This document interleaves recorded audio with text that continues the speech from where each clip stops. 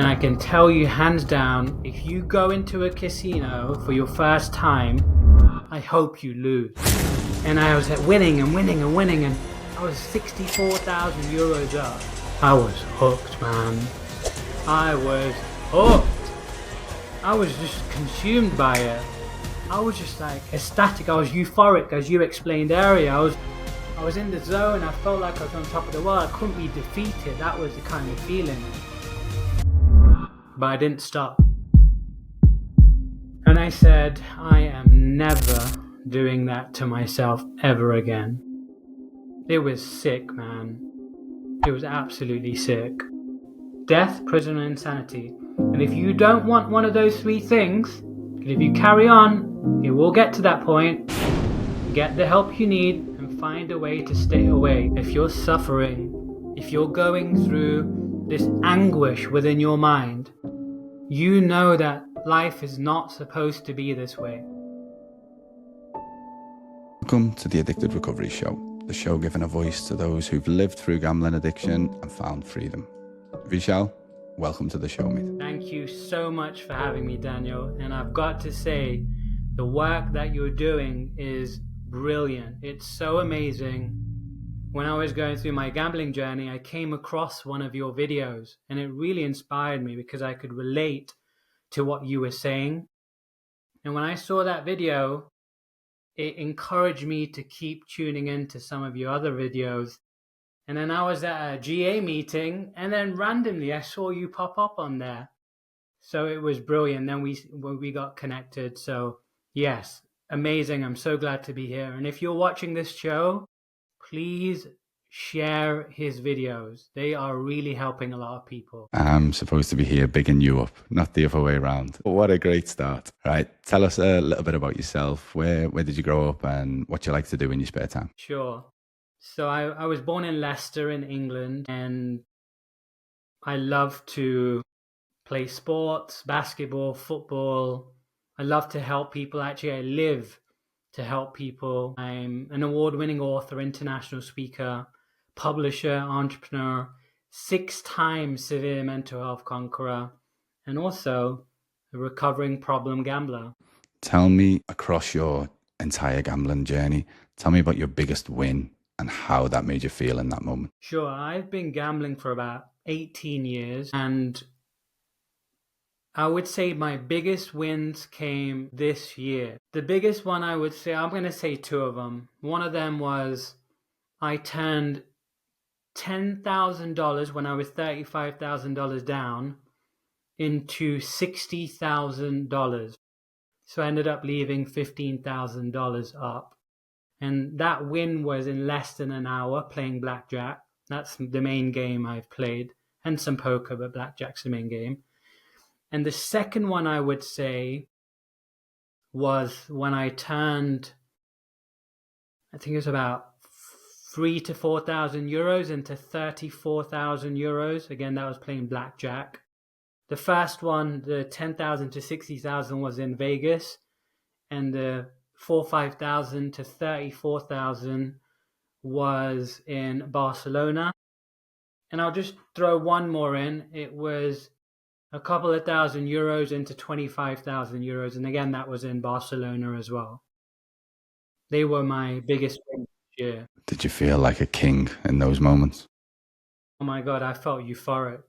I felt euphoric because everything I had lost in my life gambling in 17 years, within this space of three binge gambles, 2 in Vegas, 1 in Barcelona, I had won all that money back. It was close to 6 figures. And I thought I'd beat the system. I thought I'd cracked it.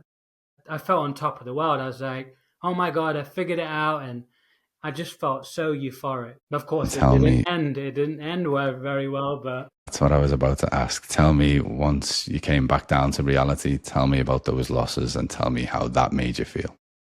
Yeah, so I felt like I was on top of the world. I remember calling my best friend whilst I was in Barcelona saying, bro, I've cracked it. I've absolutely nailed it. I've done the dream. Got all my money back, probably in a little bit of profit. And then the next day I went back to the casino, and it was crazy. They changed the whole structure of the table games. They moved them from one end of the building to the other end. And it wasn't just me. They've probably made some changes, but something was clearly going on. That next day, I was 22,000 euros down.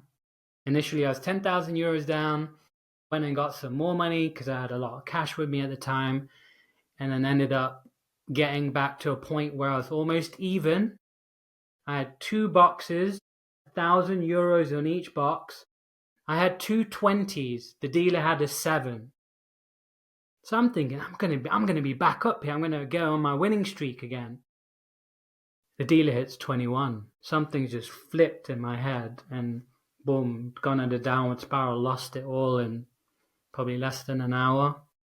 So it was $22,000, 22,000 euros down, and then I was 64,000 euros up in a few days. I ended up giving about 31,000 euros back within the next couple of days. And then over the next couple of months, I gave all my winnings back. So it was close to 6 figures. I gave it all back. And then over the next few weeks, I don't gamble online, but I started gambling online because I was triggered by seeing one of my cousins gambling. I started gambling online, and I got into a binge online. Ended up losing almost £30,000 in 5 days. And then I went to a private poker game. I lost some money at private poker games. I was around £36,000 down of my own money this year after getting all my money back. And then for 6 weeks, I stopped gambling. I started doing a bit of recovery work. And then I had the biggest loss of my life came it was on the 8th of September. So going back 40 odd days ago, I was in Malaga on holiday. And I basically, to cut a long story short, I lost about £42,000 on holiday over a 5-day window. And I felt so depressed coming back on that plane. And I said, I am never doing that to myself ever again. It was sick, man. It was absolutely sick. Yeah, horrible. Did you go on the holiday specifically for gambling, or was it just a holiday and you found somewhere to go and do what you did? To be totally transparent, I went out there to meet a lady and just to hang out. And that's what it was supposed to be, just to hang out. But I ended up having the thoughts in my mind, I'll go and gamble. And I just started binging again. So I guess it was somewhere in the back of my mind, but that wasn't the main purpose of the trip at all. You said you were gambling for 18 years. Take me back to the start. Where did it start, and how progressive was the addiction? Sure. I used to see my cousins gambling, and some of our friends. They'd be at these fruit machines, just putting money into the machines. And I was a little kid at the time, so I'd walk up to them and lecturing them. What are you doing? Must have been 15, 16, 17, 18, that sort of age. What are you doing? Why are you putting money into the... This is stupid. Like, it's so bad for you. Why are you doing it? I didn't have any understanding of what was going on for them. I just heard from somewhere gambling is not good. So I'd lecture them. And then I got to the age of 20, and my cousin and friend were going to the casino, and I thought, let me go and see what this is all about. Got in there, sat down at a blackjack table, and it was only £20 I had in my pocket. Thought, let me have a little game. So I turned that £20 into £40. I doubled my money in a few hours. I was like, oh my God, this is amazing. I love it. I'm gonna do this for the rest of my life, and I'll keep making money this way. And I can tell you hands down, if you go into a casino for your first time, I hope you lose. And I say that because if you're unaware and you think you're going to go in every time and beat the casino, you're going to be walking down a very dangerous path. So I'm not saying that to be mean. I'm saying that because I think it will help you having that lessen your first time. And then that's where it all started. The more often you go, the more you lose. And then almost every time thereafter that I went, I'd say 90% of the time I would lose because I didn't know when to walk away. And the handful of times that I probably did win, I ended up giving it all back. And so the gambling addiction developed. I started going by myself to the casinos.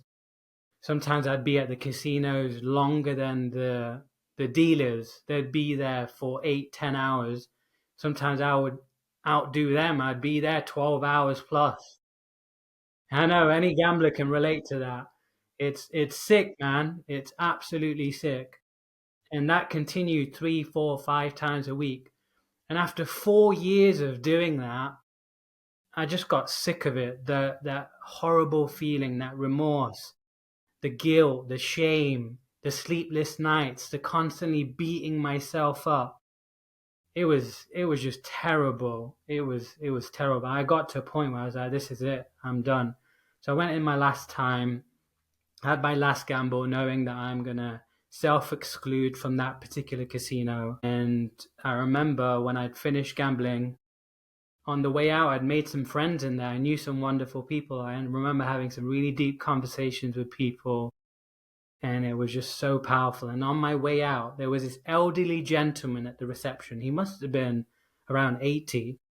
And I had a conversation with him around gambling, and I told him I self-excluded. And he told me, you know what, Vishal?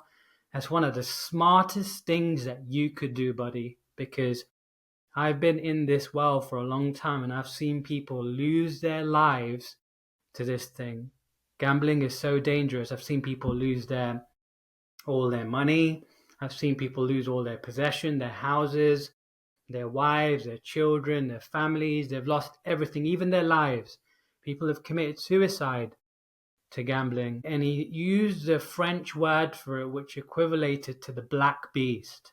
I don't remember the exact word he used, but he described it as the black beast, gambling being the black beast in French. And I remember walking out thinking, oh, you know what, I've dodged a bullet here. But I didn't stop there. I was still going and gambling. It wasn't as frequent, but I was still gambling. I was going to nearby casinos and then going out of town and gambling at other casinos across the country in the UK.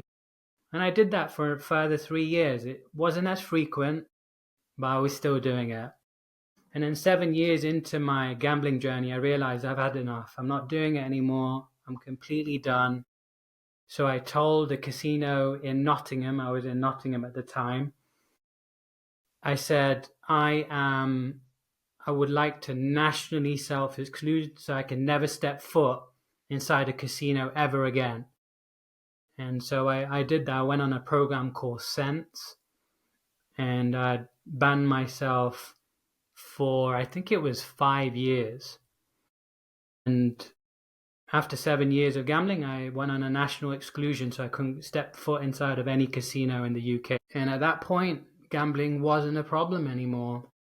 And for the next almost 11 years, I gambled 6 times abroad in that period. I didn't have any help. I just cut myself off from it. And it wasn't an issue. I lost a bit of money over those 6 times, but it wasn't a problem because I'd built up my businesses and I was financially secure and everything was good. So it wasn't a problem in my life.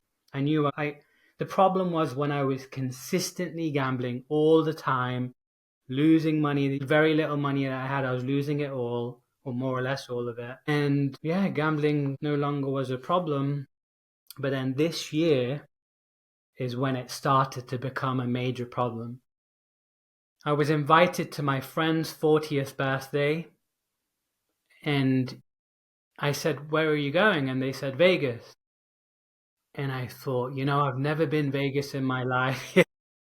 I've never been Vegas in my life. A few people told me before you go, be very careful. It's a dangerous place. So I went there and I was hooked, man. I was hooked.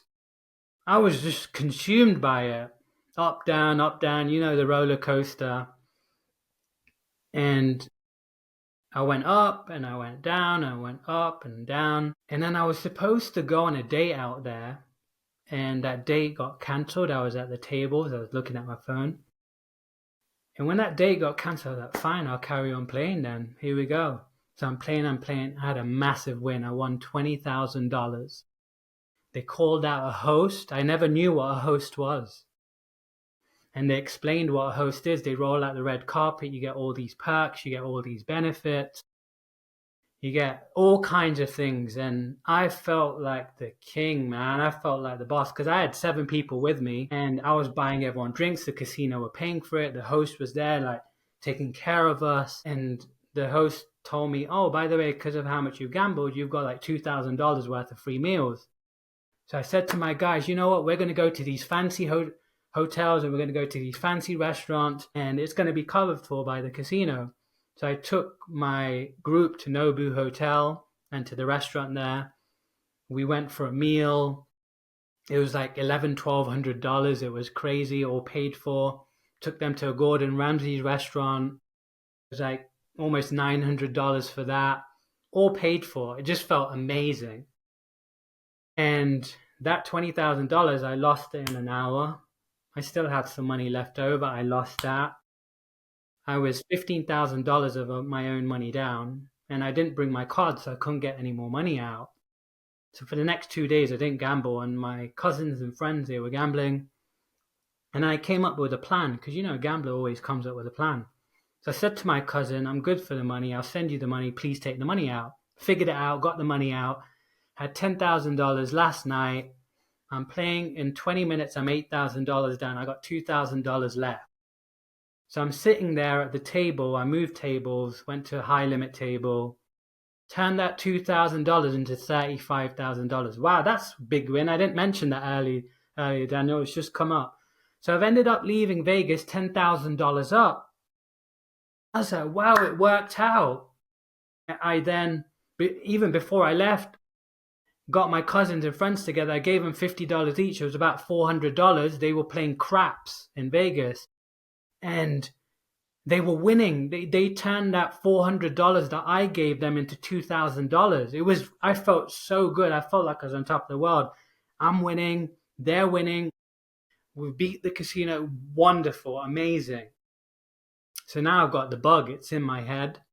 Thankfully, I've not gambled at a casino because I'm self-excluded in the UK. I don't gamble again, but it's in my mind. I'm going to go back to Vegas because they're going to give me a nice suite. They're going to give me some free play. They're going to cover all my food, all my drinks, give me a free show.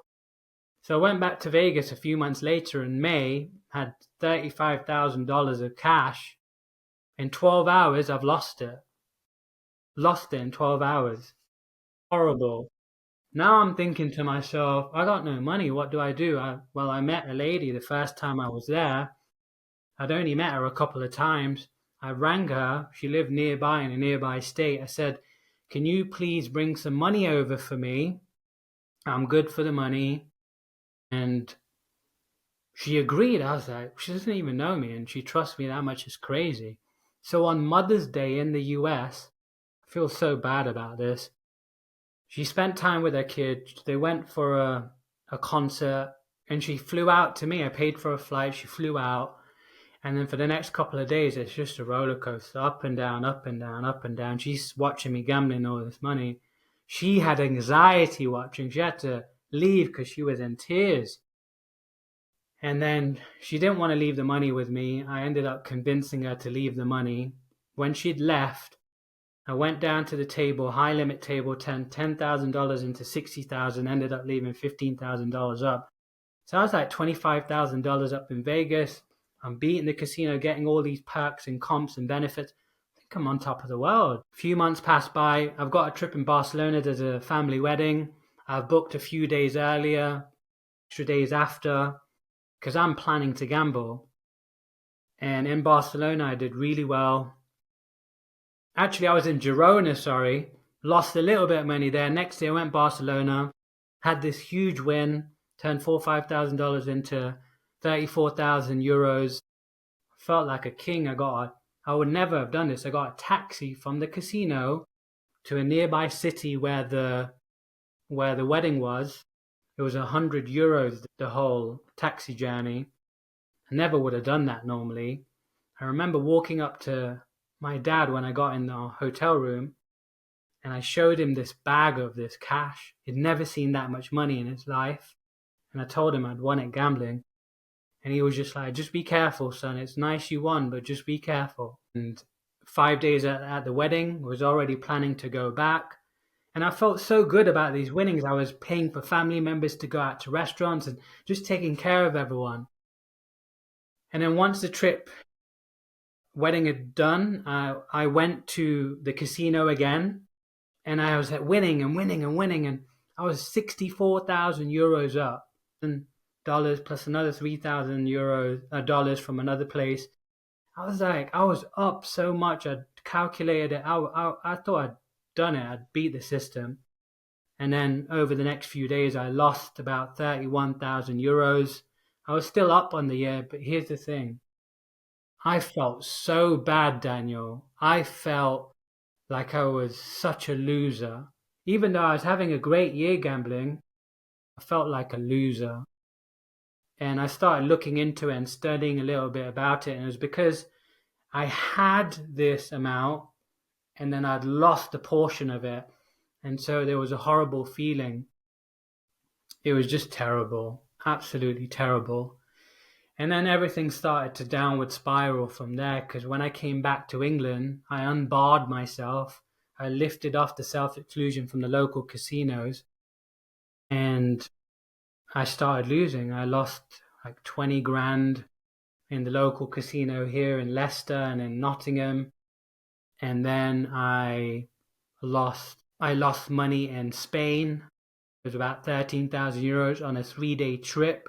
It was a holiday. And then I won a little bit of money in a private poker game, but then I went to a big private poker game after, and I lost £16,000.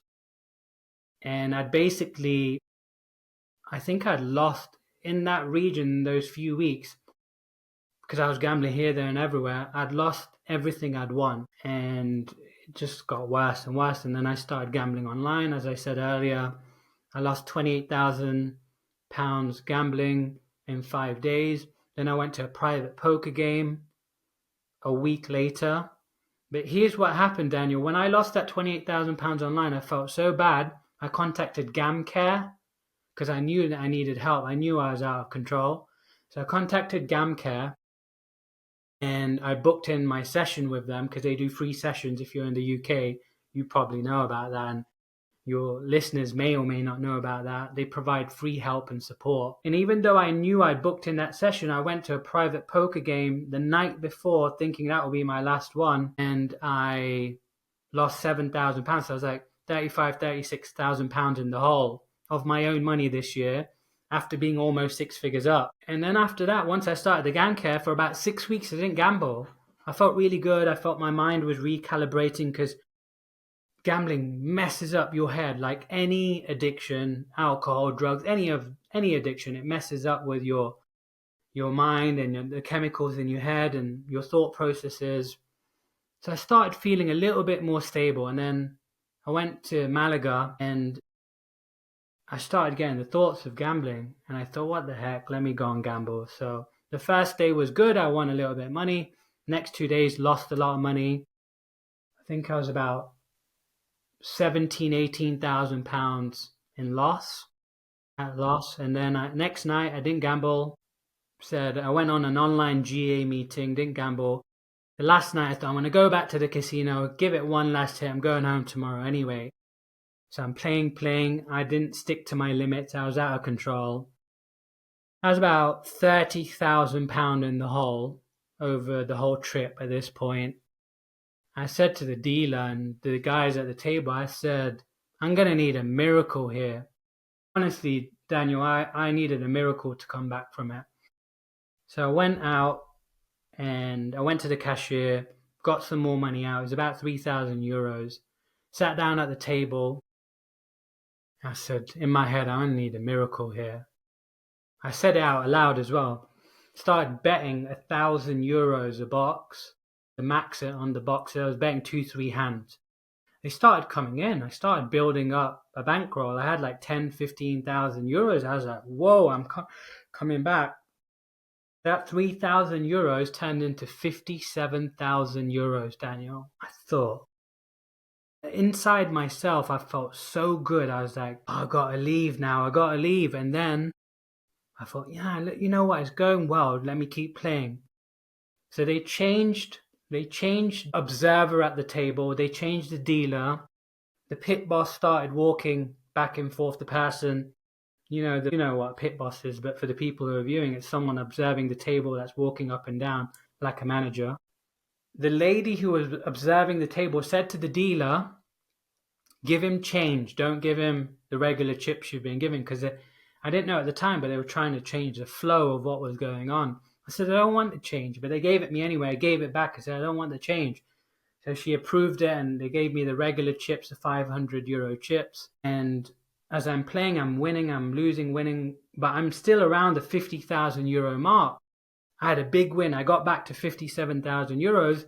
The pit boss, the manager, comes out, starts touching the card, like trying to question what's going on. And even the players at the table are like, what are you doing? You're not supposed to do that. Trying to distract me from whatever I was doing. Anyway, it paid me out. The lady calls someone to give me a drink. I don't drink alcohol anyway. I ordered a hot chocolate. And I'm carrying on playing. I'm losing a bit, winning a bit, losing a bit. And then I'm drinking this hot chocolate, and I'm like, my body's shaking. Something weird's going on. And in my mind, I knew I should have left at that moment, but I didn't leave. There was a massive crowd watching me because I had these 50-odd thousand euros of chips.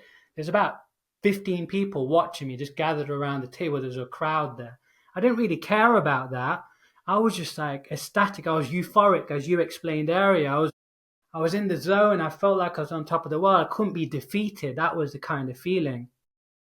Yet somewhere deep in my mind, I knew that was the moment when they were doing all these dirty little tricks. I should have left. Even the players were like, what's your goal, bro? Like, you asked for a miracle. You got it. What's the plan? I was like, I just need to win a bit more because I'm trying to chase previous losses now. But I didn't stop. I was out of control. I gave it all back. I felt sick, Daniel, but I didn't stop there. This is how out of control I was. Kept going back to get more money out. Kept going. Ended up getting to £42,000 out. The bank wouldn't let me take out anymore. I'd maxed my daily limit for that day, 25,000. I was just so out of control. I felt so depressed. I couldn't sleep at night. And I'm a very calm person most of the time. But I remember I was so upset and so angry with myself. That's a lot of money, man. It's on holiday too. And I was just so frustrated. I remember in the middle of the night, I knew I was flying. I needed to check out 10 o'clock in the morning. It must have been about 5, 6 a.m. I was just so fed up. I couldn't sleep. I got out of bed and I started punching the bed. I was that frustrated. And I'm not that kind of angry, aggressive type of person. That's what gambling was doing to me. It was taking over. It was sick. Absolutely sick. And the whole journey home, I felt so depressed. I have a history of having severe mental health issues. I've been in and out of hospitals, not connected to gambling. But this was different. This was so self-inflicted. It was just brutal, man. Brutal. And then when I came back, I was like, I need some serious help. I started taking my recovery really seriously after that. I know I've gone on for a while, Daniel, but I thought I need to share this because I really hope that this helps someone. I really hope that this story helps someone. You haven't gone on at all, mate. That's what you're here for, to tell your story. So much of your story I'm just nodding along to. Even the start, just that first win and that false sense of hope and false sense of, wow, this is easy. What am I going to work for 40 hours a week? I can just come and do this for a living. And then that develops into going by yourself, isolating, secretly going to gamble. It's just such a common story of people who suffer with gambling. And then you're Vegas.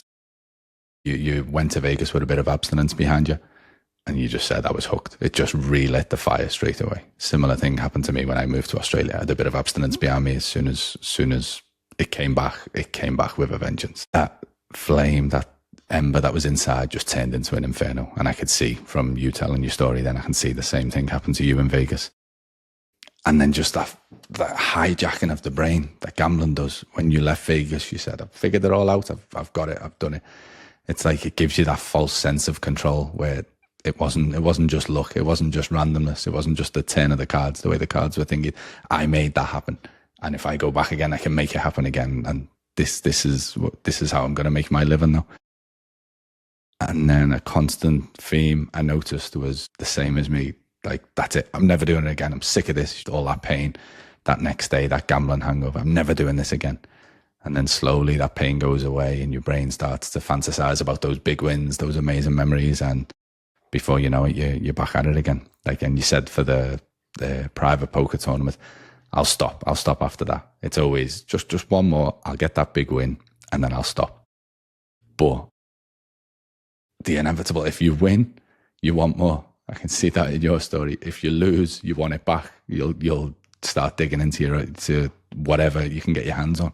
The 57,000 you won in Malaga when you were praying for that miracle, when you sat at the table and you said, I need a miracle. If somebody said to you, right, you're going to turn that into 57,000 euros, will you walk away if that happens? What would you have said in that moment before it all happened? And then tell me how just your brain's been hijacked by gambling, that it doesn't matter if you would have, you're not going to once you're in there, once you're in the zone. Man, if I could go back to that moment, but you're right, the brain gets hijacked, and the dopamine hits in. I wasn't in control. I'd lost control. I was completely out of control. I wish, Daniel, and you know what it's like when you're gambling, you isolate, you do it alone, you do it in the dark. I wish there was someone who had a rational mind that was by my side, that just pulled me away for a moment, convinced me to walk away for a little bit of time, just to help me see a little bit of sense. That would have you have been listened? huge. You know what? They would have had to be very convincing. But I think because there were moments this year, Daniel, where I was alone and I walked away with big wins. But in that moment, I wasn't in control. I was definitely not in control. I would like to say I would have listened. It would have taken someone very convincing to just get me away, even if it was for 5-10 minutes, just to step away, just to get a little bit of rationality. But the reality is, I didn't do that. So we can talk about what ifs all day long, but the reality is, I wasn't in control. I was out of control. I can honestly say for myself, whilst in gambling addiction, I also suffered the disease of thinking I know better than everybody else. I could have had myself from the future come back in a time machine and say, you are not going to win, you're going to lose every time, don't gamble. And my thought would have been, I know better than you, I'll show you. I always say I had to go through all of that pain and all of that suffering to finally realize this isn't how I want to live my life anymore. I keep doing the same thing and expecting a different outcome. It's the definition of insanity. Even the times like yourself, when I win, when I get that life-changing money, it didn't matter. I couldn't stop. What does that feel like? Oh, I've won that much. Oh, what does this feel like? Oh, what does that much feel like? I just move the goalposts, just go higher every time. It's just, I describe it as your brain's intoxicated. It's like drinking alcohol. You become intoxicated once you're there, once you start betting. Just, you mentioned it, the dopamine. It's insane. A couple of tools you mentioned that are available to UK people. I just want to ask you a bit more about them. Sense, the national self-exclusion. Just give me a bit more information on that. Sure. So you can self-enroll into that if you go online, I think. That's not the way I did it, but that's one way. The second way is to go into any gaming establishment, wherever you play. And I know it's very difficult, especially if you're a gambling addict. You ask to go on national self-exclusion. You can exclude from your immediate gaming institute, whatever it is, casino, bookies, whatever, and they will help you go through the process, ask you questions, and then enroll you into that self-exclusion program. And what that will do is it will prevent you from going into any in-person casino or gaming establishment. There are different rules for different self-exclusions, but I use the one for casinos, and that's the one that I went on. It's about putting a bit of friction between you and that first bet, and that's a great way of doing it. So I'll link that below as well, guys. Anyone who wants to stop themselves from being able to access the casinos, check that out below. And then you also mentioned GamCare and how helpful that was for you. Just talk us a little bit about that as well. So once I'd done GamStop, which was banning myself from all forms of online gambling, because it's there at your fingertips whenever you want, because I was losing interest in my work and my businesses and all that sort of stuff. I did that, and then I looked up GamCare and I just enrolled. I called them up, reached out. You can text them, go on their website, and just chat to them, and they'll organize the next steps with you and for you. And they don't charge anything for the help, which I think is wonderful. Yeah. And there was another thing I did, Dan. Went on my banking apps and I put the gambling block on the apps, on all my banking apps. So I went and did that. Like you said, it creates a bit of friction, creates that time, because the urges to gamble will usually pass after 15, 20, 30 minutes. So when you have that block on your app for 48 hours, you can't place a bet or put money into whatever form of gambling that you're thinking of doing. Another brilliant tip that's specific to each individual gambling app. Speak to your bank if you want to know more about that. But yeah, Vishal said the edge comes. Whether you act on that edge or not, that edge will pass. That's a message I try and hit home all the time. Whether you go to the casino, you go and place that bet, or whether you ride that wave and you ride that edge, it will pass. And those edges, those desires to gamble will get easier the more you resist them, the more you exercise that muscle. But some brilliant tips there for people who want to get started, who are struggling with gambling right now. Check the links out below there. What changed after Malaga? Why did you finally say enough was enough? That horrible feeling, Daniel, I have had horrible feelings in my life, for sure. And some of them have come because of gambling. I didn't realize the damage I'd done until I'd stopped. That's usually what happens. The regret sets in after. And when I was so depressed on that flight home, I knew that this is not normal. It shouldn't be like this. I'm causing more harm to myself. And I realized that I need some help. I need some help. I need to address what's going on below the surface. I need to go all the help and support to ensure that I don't do this again, because £42,000 is a lot of money in a few days. I worked so hard for that money, and I just felt so bad. I felt so bad. I just knew I need to do something to deal with this, and that's when I started to really commit to my recovery. I'd committed so much to the binge gambling this year, I realized I need to commit to my recovery. So I started going to 1 to 3 GA meetings a day. And I'm not saying that you should do this. This is just what I decided to do. You do whatever you think is best for you in terms of your recovery. I decided 1 to 3 GA meetings a day, online, in person. 98% of them are online. There's a website called, you can go to GA websites. There's lots of them, but the one that I found that was really good was gamblersinrecovery.com. I think it's called gamblersinrecovery.com. And that website has all the online meetings of most fellowships, whether it's GA or Recovery Road Online or whatever they're called. There's lots of them. So I just went on that and found meetings throughout the day, and I made sure I attended at least one meeting a day.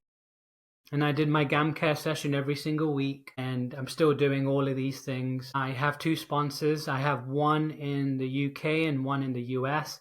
A sponsor is basically a mentor, someone who's been there, done it, maybe still doing it, that can support you and guide you on your journey. If you look at any successful athlete, business person, football player, anyone who's ever been successful in life, in any area of life, they've always had a coach, mentor, a guide, someone supporting them, someone in their corner. And it's the same with recovery. You need people in your corner, in your team. So I use my sponsors to get support and advice, and sometimes I help and support them as well. But at this point, it's more me getting support. The first meeting I went to was in Vegas. When I lost that $35,000, I felt so bad. I went to a GA meeting in person. I almost cried at the meeting because it was so powerful. and I felt so bad in myself. I just started looking at ways and studying and just finding whatever I could to get help. It's extreme. I'm an extreme kind of person. When I do something, I'm either all in or I'm all out. And so I'm doing my best to go all in with my recovery. You were going all in with your gambling, so it's the best way to do it with your recovery. I love that you're attacking it from so many different angles. Well done for all the amazing work you're putting in, and it's a great example for people listening now. Try all these different ways, try all these different angles. Everyone's gambling journey was different. Everyone's recovery journey is different. You'll find what works for you. If you try everything, you'll find something that works. And yeah, great advice for anyone watching, anyone listening. I imagine that the Gamblers Anonymous meeting in Vegas would have been the busiest one you've ever gone to. Surely they're overflowing. I laugh every time, and some people laugh when I say it. When I say my first ever meeting was in the funniest place of all time in Vegas, because it's Sin City, isn't it? There was only about 6 of us in the meeting, surprisingly. They had lots of meetings in the city, but at that particular one, there was about 6 of us. But it was so powerful, man. I've expected Vegas. I would have expected 600 people queuing up for that meeting. I did do an online GA meeting, and that was quite a big one. There's about 50, 60 people in the Zoom version of it. Yeah, that's more what I would have expected. For those who don't have much experience, say 10 to 15 is normally a busy meeting. So 60 is crazy. What have been the biggest challenges to staying stopped over these last 40 odd days? It's a great question. I'm going to be so truthful, Daniel. It's not been that difficult, you know. It's not been that difficult, and I'll tell you why. Because my gambling this year was binge gambling. So I'd be gambling a few days abroad most of the time. And after those few days, I'd fly back home, not gambling in England. So it was okay. It wasn't such a difficult thing. I put all the stops in place. That's the other thing. Putting those stops in place is so crucial if you know you can't control it. So all of that's helped. Now, I know in GA, and again, recovery is your own journey. And GA, they say, don't place a bet on anything, don't any of that stuff. And maybe I'm justifying here, but I've been invested in the stock market for the last 5 years. And have I had the urge to gamble through that? Like do the odd crazy bet? Because I know you were involved in, I know for you, I remember seeing your video and your story many months ago before I met you, when I was just dabbling with recovery. You were involved with casinos, but then you went into crypto and you were leveraging through crypto and all of that stuff. So there were times where I was tempted to do that. But most of my investments in my stocks and shares ISA, I'm not gambling. I've invested in solid companies. And so that part of GA, and this is where you as an individual have to decide your recovery journey. No one's going to force you to do anything. But for me, I can control my investments. I think an investment compared to gambling is a little bit, in my view, it's different. So it's a nuance, and people can argue about it and discuss it and debate it and whatever they want. But I've just chosen to stay invested with my fairly solid investments in the stock market. But I have had a few moments where I thought, you know what, I'm doing really well with that. Let me take a few grand and just gamble with it. I just look for some moonshot stocks and just do the gamble. And I was like, nah. Spoke about it there. Everyone's gambling journey was unique. Everyone's recovery out of that addiction is going to be unique. I was crypto leverage trading for the last 3 relapses of my addiction. So I cannot do that because I know I cannot control myself. Guys, get in the comments below. What do you think? Stock market, would you class it as gambling? Would you class it as a safe thing? Could you control yourself? Could you trust yourself? Let us know below. How's your life been since you've come out the other side, since you've stopped? I know you coach and train people to become authors. How much are you able to focus on what you're passionate about now? Yeah, another great question, Daniel. I know from past experience that when I was not gambling, my life was far better. When I was not gambling, my life was far better. Because those 11 years that I wasn't compulsively gambling and gambling on a regular basis. Like I said, I think it was 6 times over 11 years. My mind was more focused on building my businesses and doing things that I didn't know I was even capable of doing, like writing my books, traveling around the world, speaking, building businesses, helping people, doing charity work, all that sort of stuff. And I felt so much calmer, even though I had some severe mental health challenges and I was in and out of hospitals. That was different to the effect that gambling has on your mind. I feel calmer, I feel more clear-headed, I feel more focused. But I will say this, Daniel. I was in hospital. I came out of hospital a year and 9 months ago, my last episode. I've had diagnosis of severe anxiety, clinical depression, insomnia, suicidal thoughts and ideation attempts, bipolar disorder, psychosis, schizophrenia. I've had all of these labels put on me. And this last episode has been the one that's been the most difficult for me to recover from. Usually when I've had episodes, they've lasted anywhere from 6 to 18 months, and I would recover a few months after the episode. Maybe 6 months after longest. But this particular episode, from the moment that it started to this point, it's been the longest one that I've been in recovery with. So I realized that I've not been as motivated to work on my businesses. That also became an excuse for me to gamble, because gambling gives that instant gratification, that instant dopamine hit, that instant feel-good factor. Whereas with business, it's not so instant. You have to really work at it, and it takes more time and more effort. So I would also say that my mental health challenges made me more vulnerable to get back into gambling addiction. Once you're a gambler, you're always a gambler. It's always in you. It can resurface at any point. People sitting here listening to your story today, what are you hoping they're going to take away from this? It's not easy. I know it's difficult. But if you're in pain, if you're suffering, if you're going through this anguish within your mind, you know that life is not supposed to be this way. And I would really encourage you, I'm giving you a digital hug right now and a lot of love, and I'm really suggesting to you to do whatever you can to get some help. Find people who understand. Seek out professional help. If there's a loved one, if there's someone who you know you can go to, reach out to them. Tell them the truth and say you want help. Reach out to professional organizations. There's so many. Go on Google, ask AI. Just seek out as much help as you can and be willing, be open to taking on that help and taking the steps and doing whatever you can to help yourself, because as time goes by, it will get better. You will get better. This horrible feeling that you may have at the moment, it will subside.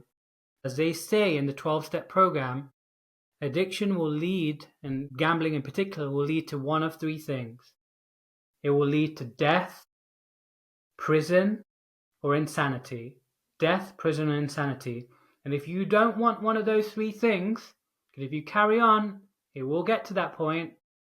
Get the help you need and find a way to stay away. You can find me on Google as Vishal Majaria, or look up my company, Wow Boot Camp. You can find me on social media as Vishal Majaria. Maybe Daniel will put a link. I don't know. Yeah, of course. We'll put a load of contact information below for Vishal in the description. Check that out when we're finished here. Mate, thank you so much for taking us on your gambling journey today. As you spoke about, we met a few weeks back on a Gamblers Anonymous meeting, and we've got to know each other over the last few weeks. The Vishal that I see today sitting here in front of me, the volunteer work you do at the hospitals every week, the effort and time you're putting into your recovery, and the amazing words of wisdom that you've shared today. Mate, I just wish you all the best on your continued path, and thank you so much for your time today. Thank you for having me, Daniel. I appreciate you, and I wish you all the best too. Guys, if you've got the time and the bandwidth for another story, Deck's video is on the screen now. It is an amazing story. Click that, and I will see you over there. Please share Daniel's videos. Please share them. And that as well.